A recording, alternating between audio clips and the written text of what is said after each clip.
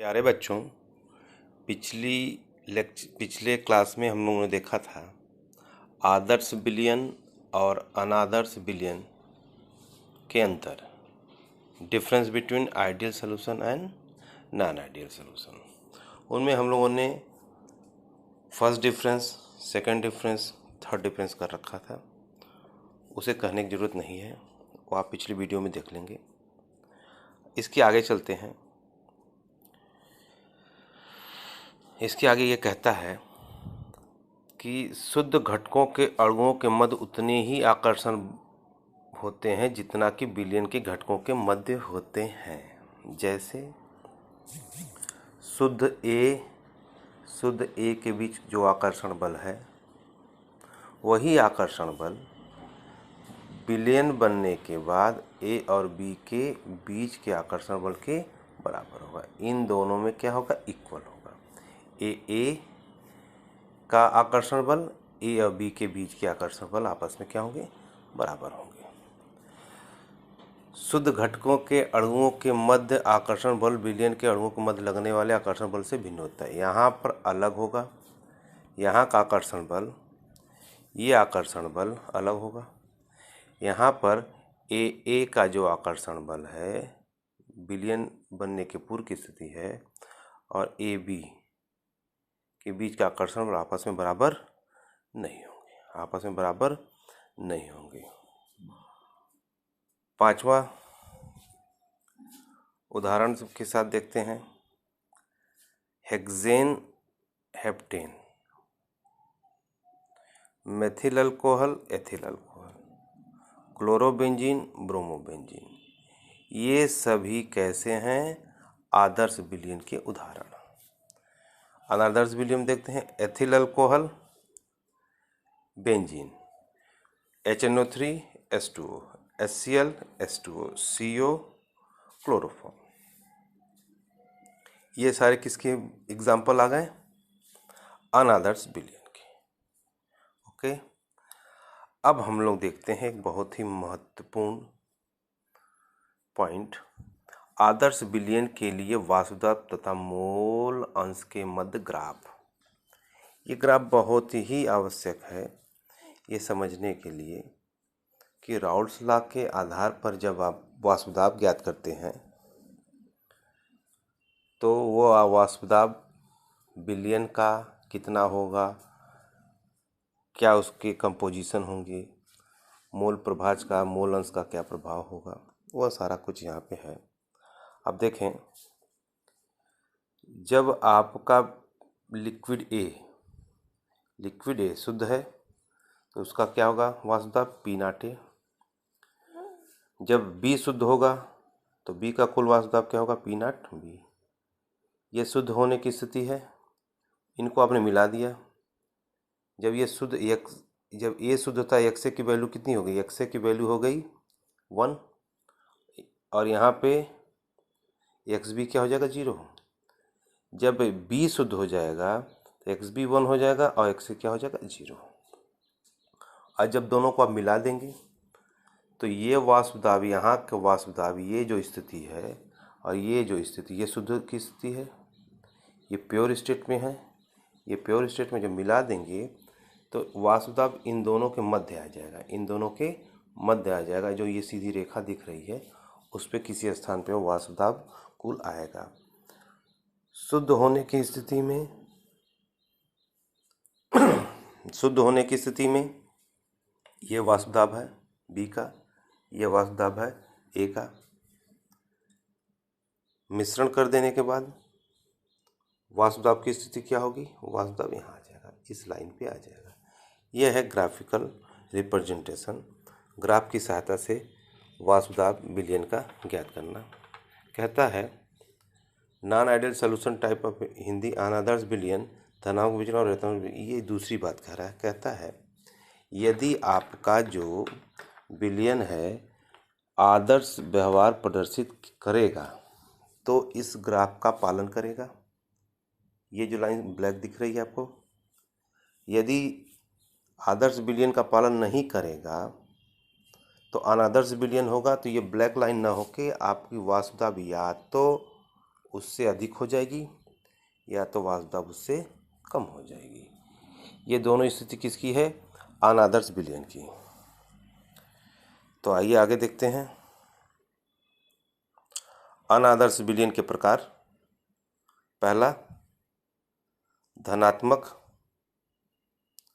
धनात्मक, दूसरा ऋणात्मक। दूसरा क्या हो गया? ऋणात्मक विचलन। कितने प्रकार के अनादर्श विलयन होंगे? 2 प्रकार के। धनात्मक विचलन, ये स्थिति है। ऋणात्मक विचलन, ये स्थिति है। आगे देखते हैं। धनात्मक विचलन, ऋणात्मक विचलन कैसे आप समझेंगे, उनके बारे में बताया जा रहा है।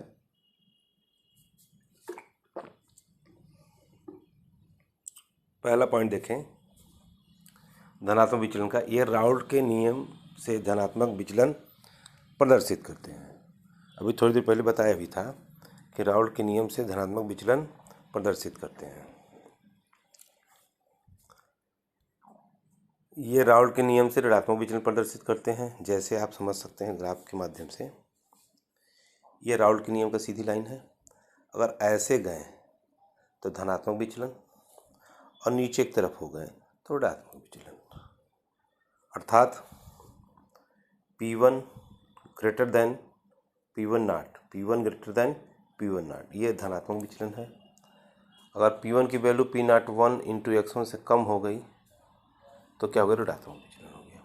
ये धनात्मक विचलन का आधार है, ये ऋणात्मक विचलन का है। फिर देखिए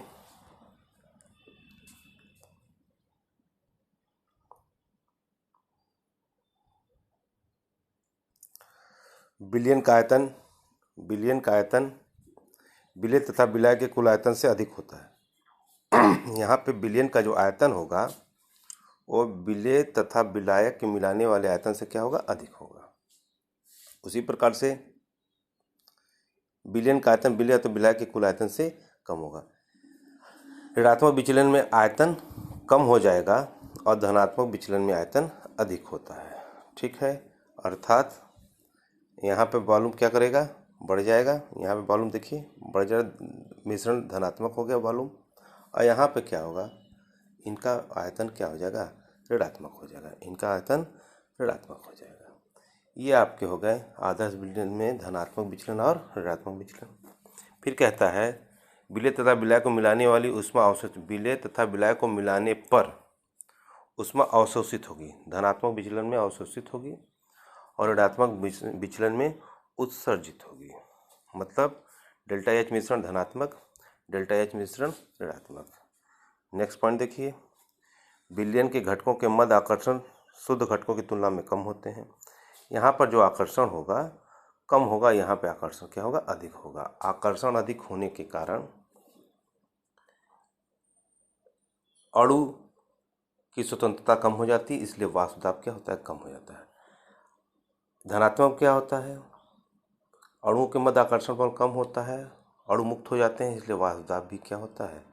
अधिक हो जाता है। उदाहरण देख लें, C2H5S2O धनात्मक विचलन, CHCl3 क्लोरोफॉर्म बेंजीन साथ मिला दीजिए, ऋणात्मक विचलन। प्रश्न आ गया, एथिल अल्कोहल के तथा अणुओं के मध्य अन्योन्य प्रक्रिया को समझाइए। अन्योन्य प्रक्रिया को समझाइए। शुद्ध एथिल अल्कोहल के जल एवं जल के अणुओं के मध्य प्रबल अंतर आणविक हाइड्रोजन बंध होते हैं। जब दोनों के परस्पर मिलते हैं तो उनके मध्य अपेक्षाकृत दुर्बल हाइड्रोजन बंध बनते हैं। अतः विलयन का आयतन अधिक हो जाता है। अतः ये विलयन धनात्मक विचलन को प्रदर्शित करते हैं। कौन सा विचलन? धनात्मक विचलन को ये प्रदर्शित करते हैं। इसी प्रकार से प्रश्न 2 आप देख लेंगे। अब बड़ा महत्वपूर्ण चीज आता है, स्थिर क्वाथी मिश्रण। ये कितने प्रकार के होते हैं कि उदाहरण सहित इनको समझाइए। पहले आप स्थिर क्वाथी मिश्रण को समझें। होता क्या है,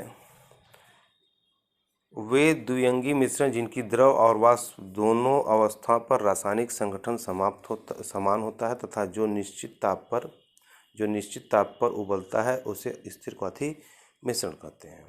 मतलब कि अगर उबाला गया तो उबलने के पूर्व की स्थिति और उबलने के बाद की स्थिति में कोई परिवर्तन नहीं होगा। जैसे कि कहता है दोनों जिनकी द्रव और वाष्प दोनों अवस्थाओं में रासायनिक संगठन समान होता है। मतलब द्रव की अवस्था में, वाष्प की अवस्था में रासायनिक संगठन पर कोई प्रभाव नहीं होता है। ऐसे द्विअंगी मिश्रण को स्थिर क्वाथी मिश्रण कहते हैं। ओके, स्थिर क्वाथी मिश्रण के दोनों घटकों को प्रभावी आसवन से पृथक नहीं कर सकते। प्रभावी आसवन से पृथक नहीं कर सकते। फ्रैक्शनल डिस्टिलेशन से भी इनको अलग अलग किया नहीं जा सकता है। उदाहरण के देख लें आप, 95% एथिल अल्कोहल, 5% जल एक साथ मिलकर स्थिर क्वाथी मिश्रण बनाते हैं। इनका क्वथनांक 351 केल्विन हो जाता है। अब आते हैं स्थिर क्वाथी मिश्रण के प्रकार। स्थिर क्वाथी मिश्रण के प्रकार, पहला आ गया न्यूनतम क्वथनांकी स्थिर क्वाथी मिश्रण, मिनिमम, यहाँ करेक्ट कर लीजिएगा, minimum boiling point quadrant mixer स्थिर क्वाथी मिश्रण कहते हैं। एजियोट्रॉपिक मिक्सचर भी इसी को कहते हैं।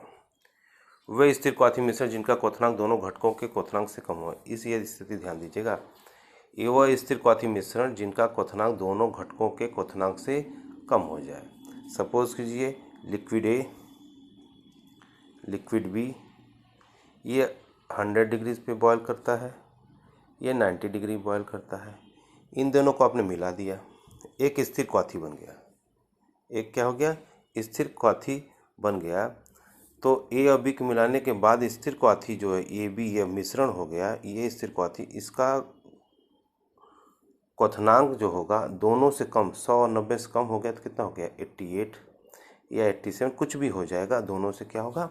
कम होगा। दोनों से क्या होगा? कम होगा। वह स्थिर क्वाथी मिश्रण जिनका क्वथनांक दोनों घटकों के क्वथनांक से कम होता है उसे न्यूनतम क्वांथिक स्थिर क्वाथी मिश्रण कहते हैं। उदाहरण के लिए 95% C2H5, 5% H2O। ओके, नोट में आते हैं। यह न्यूनतम क्वांथिक स्थिर क्वाथी मिश्रण राउल्ट के नियम से धनात्मक विचलन प्रदर्शित करते हैं। इनकी बॉइलिंग पॉइंट कम होती है, परंतु इनका वाष्प दाब क्या होगा? अधिक होगा। ये धनात्मक विचलन प्रदर्शित करेंगे। किसके अकॉर्डिंग? राउल्ट के नियम के अनुसार धनात्मक विचलन प्रदर्शित करते हैं। दूसरा, अधिकतम क्वांथिक स्थिर क्वाथी मिश्रण, ये न्यूनतम का था, ये अधिकतम कहा गया। जैसे इन दोनों को आपने, जो ये है इसी का ये क्या होगा? जस्ट अपोजिट होगा। बहुत बड़ा इशू नहीं है, आप इसको कर लेंगे। आगे चलते हैं, आगे देखते हैं कि नोट में क्या है। अधिकतम और छोड़िए, कोई बहुत बड़ा इशू नहीं है, ये तो पीछे आप कर रखे हैं। Molecular numerical properties in solution, अणुसंख्य गुण, ये बड़ा महत्वपूर्ण विषय आ जाता है। अणुसंख्य गुण, इसी को हम कहते हैं कॉलीगेटिव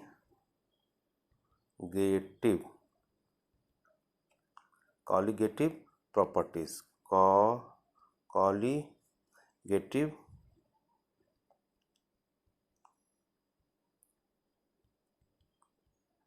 कॉलीगेटिव प्रॉपर्टीज। अणुसंख्य गुणधर्म, ये बड़ा महत्वपूर्ण है बिलियन अध्याय के लिए।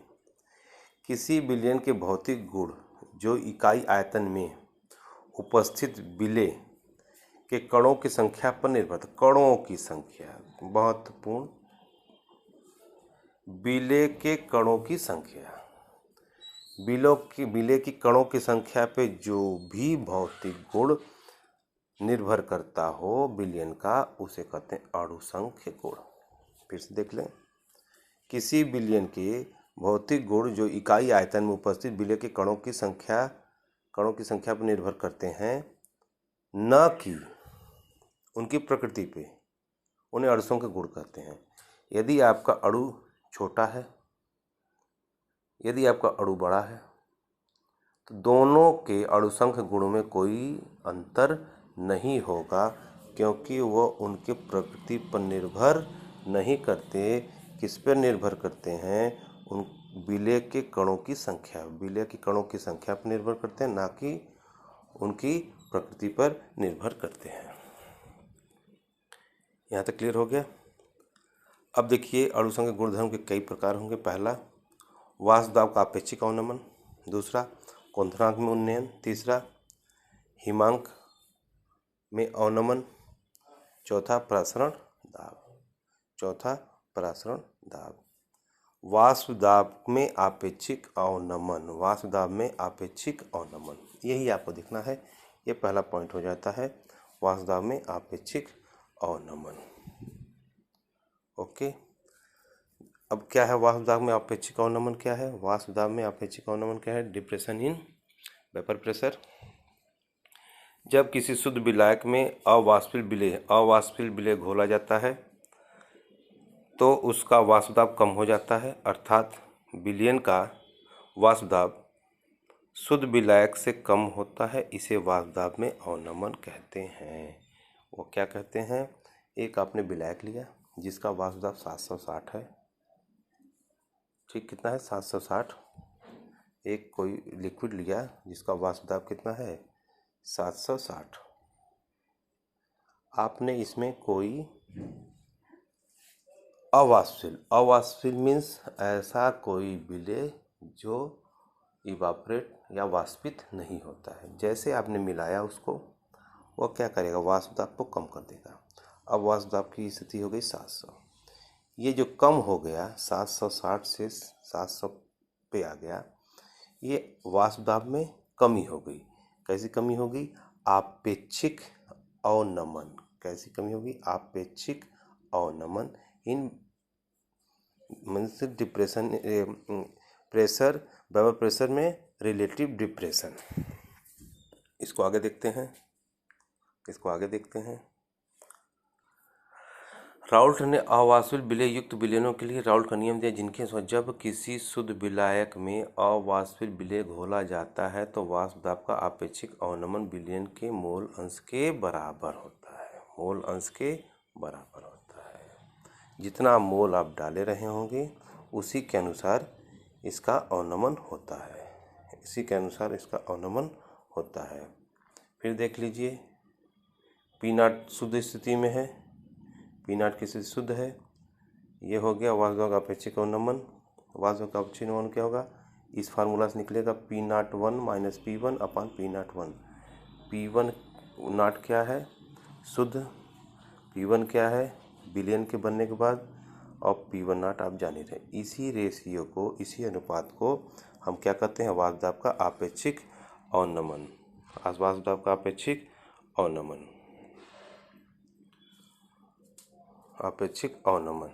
इसकी सहायता से आप ज्ञात कर लेंगे। ये आपका फार्मूला अगर राउल्ट के नियम के अनुसार N2 अपान N1 प्लस N2, तनु विलयन में N1 की संख्या N2 से बहुत अधिक होगी, इसलिए N1 प्लस N2 बराबर N1 हो जाएगा। ये अंत में आपका जो फार्मूला आ गया, ये नीचे आ गया, P1 नॉट माइनस P1 बटे P1 नॉट बराबर N2 बटे N1। ये स्थिति किसकी है? तनु विलयन की है। सामान्यतः क्या रहेगा? सामान्यतः ये स्थिति रहेगी आपकी। ये हो गया अपेक्षिक अवनमन, जिसे कहते हैं अणुसंघ गुणधर्म है विलयन का, जिसकी सहायता से आप ज्ञात करते हैं